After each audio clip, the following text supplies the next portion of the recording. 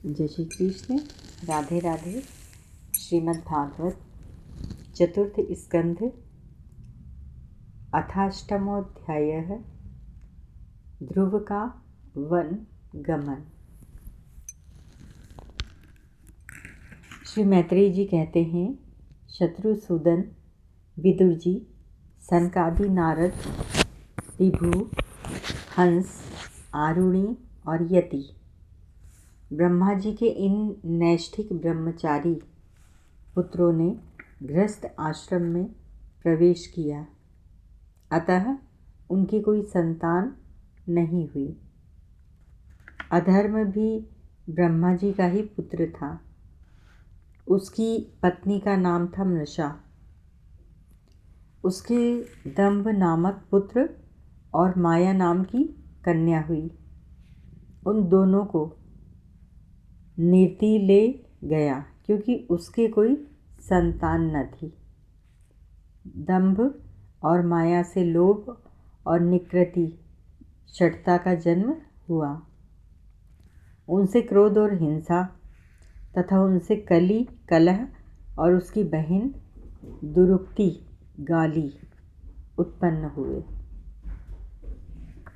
साधु शिरोमणि, फिर दुरुक्ति से कली ने भय और मृत्यु को उत्पन्न किया तथा उन दोनों के संयोग से यातना और निरय नरक का जोड़ा उत्पन्न हुआ। निष्पाप विदुर जी, इस प्रकार मैंने संक्षेप से तुम्हें प्रलय का कारण रूप यह अधर्म का वंश सुनाया। यह अधर्म का त्याग कराकर पुण्य संपादन में हेतु बनता है।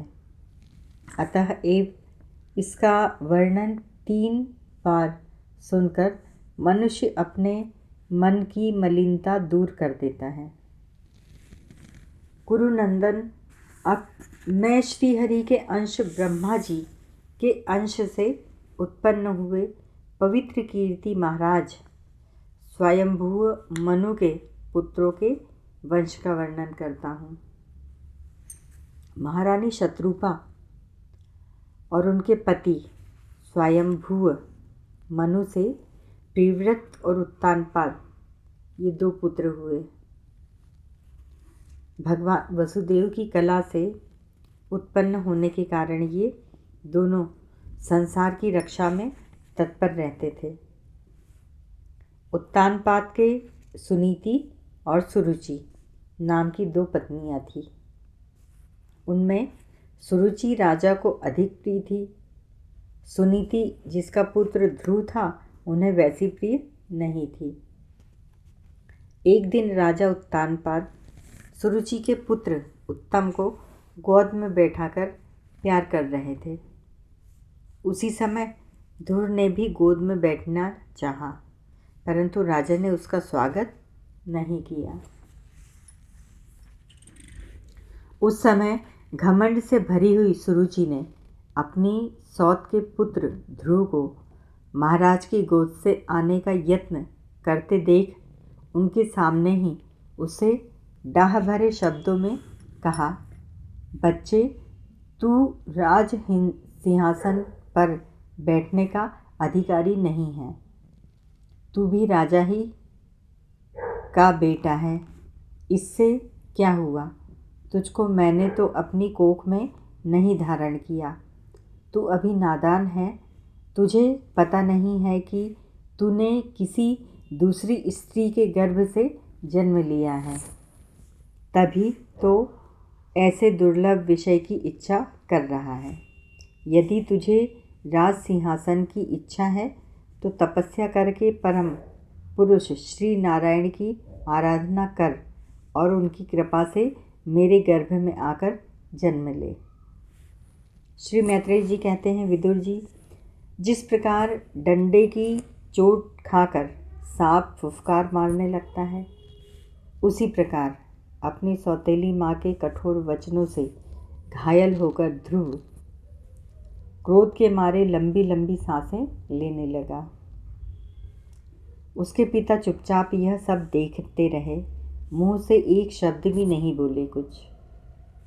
तब पिता को छोड़कर ध्रुव रोता हुआ अपनी माता के पास आ गया। उसके दोनों होंठ फड़क रहे थे और वह सिसक सिसक कर रो रहा था।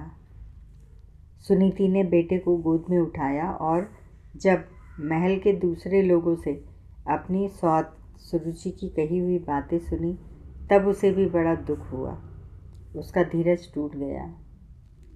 वह दावानल से जली हुई बेल के समान शोक से संतप्त होकर मुरझा गई तथा विलाप करने लगी। सौत की बातें याद आने से उसके कमल सरीखे नेत्रों में आंसू भर आए। उस बेचारी को अपने दुख पारावार का कहीं अंत ही नहीं दिखाई देता था। उसने गहरी सांस लेकर ध्रुव से कहा, बेटा तू दूसरों के लिए किसी प्रकार के अमंगल की कामना मत कर। जो मनुष्य दूसरों को दुख देता है उसे स्वयं ही उसका फल भोगना पड़ता है। सुरुचि ने जो कुछ कहा है ठीक ही है, क्योंकि महाराज को मुझे पत्नी तो क्या दासी स्वीकार करने में भी लज्जा आती है। तूने मुझ मंद भागिनी के गर्भ से ही जन्म लिया है और मेरे ही दूध से तू पला है। बेटा, सुरुचि ने तेरी सौतेली माँ होने पर भी बात बिल्कुल ठीक कही है। अतः यदि राजकुमार उत्तम के समान राज सिंहासन पर बैठना चाहता है तो द्वेष भाव छोड़कर उसी का पालन कर। बस श्री अधोक्ष जब भगवान के चरण कमलों की आराधना में लग जा।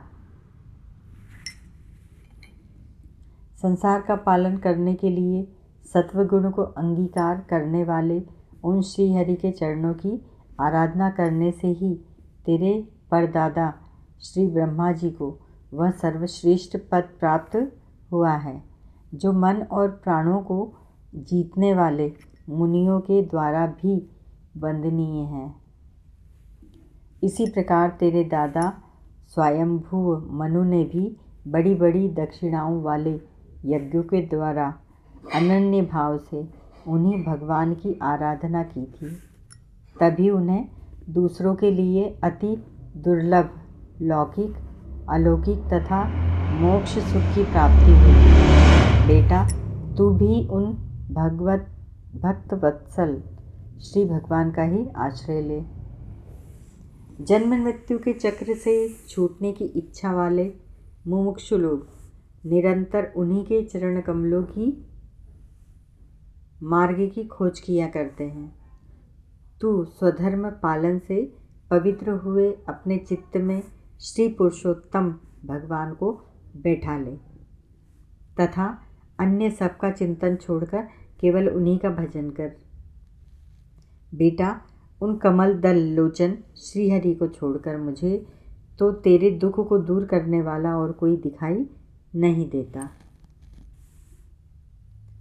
देख, जिन्हें प्रसन्न करने के लिए ब्रह्मा आदि अन्य सब देवता ढूंढते रहते हैं, वे श्री लक्ष्मी जी भी दीपक की भांति हाथ में कमल लिए निरंतर उन्हीं श्रीहरि की खोज किया करती हैं। श्री मैत्रेय जी कहते हैं, माता सुनीति ने जो वचन कहे वे अभिष्ट वस्तु की प्राप्ति का मार्ग दिखलाने वाले थे। अतः उन्हें सुनकर ध्रुव ने बुद्धि द्वारा अपने चित्त का समाधान किया। इसके बाद वे पिता के नगर से निकल पड़े। यह सब समाचार सुनकर और ध्रुव क्या करना चाहता था, इस बात को जानकर नारद जी वहाँ आए। उन्होंने ध्रुव के मस्तक पर अपना पापनाशक कर कमल फेरते हुए मन ही मन विस्मित होकर कहा। नारद जी ने कहा, अहो, क्षत्रियों का कैसा अद्भुत तेज है। वे थोड़ा सा भी मान भंग नहीं सह सकते। देखो, अभी तो यह नन्हा सा बच्चा है तो भी इसके हृदय में सौतेली माँ के कटु वचन घर कर गए हैं। तत्पश्चात नारद जी ने ध्रुव से कहा, बेटा, अभी तो तू बच्चा है खेलकूद में ही मस्त रहता है। हम नहीं समझते कि इस उम्र में किसी बात से तेरा सम्मान या अपमान हो सकता है। यदि तुझे मान अपमान का विचार ही हो तो बेटा असल में मनुष्य के असंतोष का कारण मोह के सिवा और कुछ नहीं है। संसार में मनुष्य अपने कर्मानुसार ही मान अपमान या सुख दुख आदि को प्राप्त होता है। तात भगवान की गति बड़ी विचित्र है, इसीलिए उस पर विचार करके बुद्धिमान पुरुष को चाहिए कि देववश उसे जैसी भी परिस्थिति का सामना करना पड़े उसी में संतुष्ट रहे। अब माता के उपदेश से तू योग साधन द्वारा जिन भगवान की कृपा प्राप्त करने चला है, मेरे विचार से साधारण पुरुषों के लिए उन्हें प्रसन्न करना बहुत ही कठिन है। योगी लोग अनेकों जन्मों तक अनासक्त रहकर समाधि योग के द्वारा बड़ी बड़ी कठोर साधनाएं करते रहते हैं, परंतु भगवान के मार्ग का पता नहीं पाते। इसीलिए तू यह व्यर्थ का हठ छोड़ दे और घर लौट जा। बड़ा होने पर जब परमार्थ साधन का समय आवे तब अब उसके लिए प्रयत्न कर लेना। विधाता के विधान के अनुसार सुख दुख जो कुछ भी प्राप्त हो उसी में चित्त को संतुष्ट रखना चाहिए। योग करने वाला पुरुष मोहमय संसार से पार हो जाता है। मनुष्य को चाहिए कि अपने से अधिक गुणवान को देखकर प्रसन्न हो, जो कम गुणवान हो उस पर दया करे और जो अपने समान गुणवाला हो उससे मित्रता का भाव रखे। योग करने से उसे दुख कभी नहीं दबा सकता। ध्रुव ने कहा, भगवान, सुख दुख से जिनका चित्त चंचल हो जाता है उन लोगों के लिए आपने कृपा करके शांति का यह बहुत अच्छा उपाय बताया है, परंतु मुझ जैसे अज्ञानियों की दृष्टि यहाँ तक नहीं पहुँच पाती। इसके सिवा मुझे घोर क्षत्रिय स्वभाव प्राप्त हुआ है, अतएव मुझ में विनय का प्रायः अभाव। सुरुचि ने अपने कटु वचन रूपी बाणों से मेरे हृदय को विदीर्ण कर डाला है, इसीलिए उसमें आपका यह उपदेश नहीं ठहर पाता। ब्राह्मण, मैं उस परम पद अधिकार करना चाहता हूँ जो त्रिलोकी में सबसे श्रेष्ठ है तथा जिस पर मेरे बाप दादे और दूसरे कोई भी आरूढ़ नहीं हो सकते हैं। आप मुझे उसी की प्राप्ति का कोई अच्छा सा मार्ग बता दीजिए। आप भगवान ब्रह्मा जी के पुत्र हैं और संसार के कल्याण के लिए ही वीणा बजाते सूर्य की भांति त्रिलोकी में विचरा करते हैं। श्री मैत्रेय जी कहते हैं, ध्रुव की बात सुनकर भगवान नारद जी बड़े प्रसन्न हुए और उस पर कृपा करके इस प्रकार उपदेश देने लगे।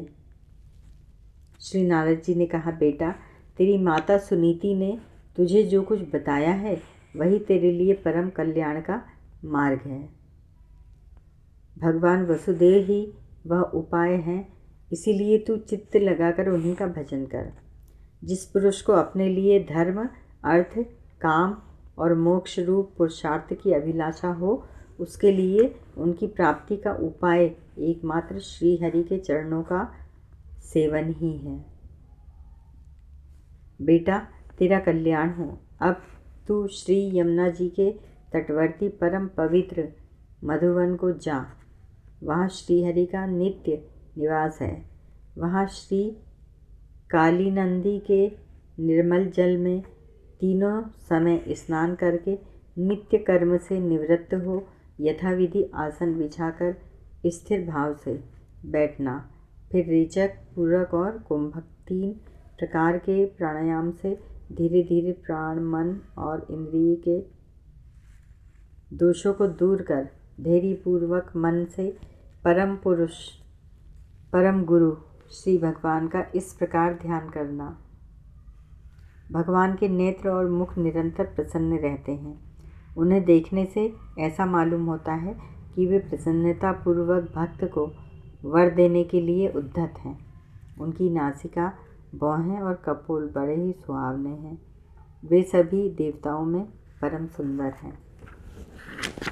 उनकी तरुण अवस्था, सभी अंग बड़े सुडौल हैं। लाल लाल होठ, रत्नारे नेत्र हैं। वे प्रणत जनों को आश्रय देने वाले, अपार सुखदायक, शरणागत वत्सल और दया के समुद्र हैं। उनके वक्षस्थल में श्री वत्स का चिन्ह है। उनका शरीर सजल जलधर के समान श्याम वर्ण है। वे परम पुरुष श्याम सुंदर गले में वनमाला धारण किए हुए हैं और उनकी 4 भुजाओं में शंख, चक्र, गदा एवं पद्म सुशोभित हैं। उनके अंग प्रत्यंग किरीट, कुंडल, केयूर और कंकणादि आभूषणों से विभूषित हैं। गला कौस्तुभ मणि की भी शोभा बढ़ा रहा है तथा शरीर में रेशमी पीतांबर है। उनके कटी प्रदेश में कांचन की करधनी और चरणों में स्वर्णमय नूपुर वैजनी सुशोभित है। भगवान का स्वरूप बड़ा ही दर्शनीय, ज्ञात, शांत तथा मन और नयनों को आनंदित करने वाला है। जो लोग प्रभु का नामस पूजन करते हैं, उनके अंतःकरण में वे हृदय कमल की कर्णिका पर अपने नख मणिमंडित मनोहर पादारविंदों को स्थापित करके विराजते हैं। इस प्रकार धारणा करते करते जब चित्त स्थिर और एकाग्र हो जाए, तब उन वरदायक प्रभु का मन ही मन इस प्रकार ध्यान करें कि वे मेरी ओर अनुराग भरी दृष्टि से निहारते हुए मंद मंद मुस्कुरा रहे हैं।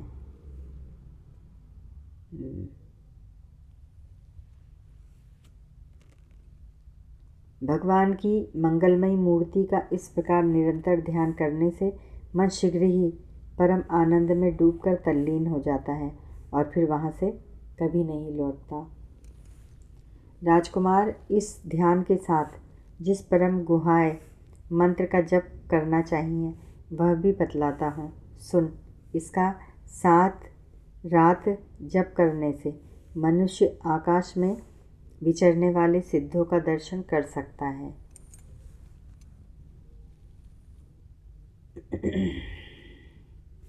वह मंत्र है ओम नमो भगवते वासुदेवाय।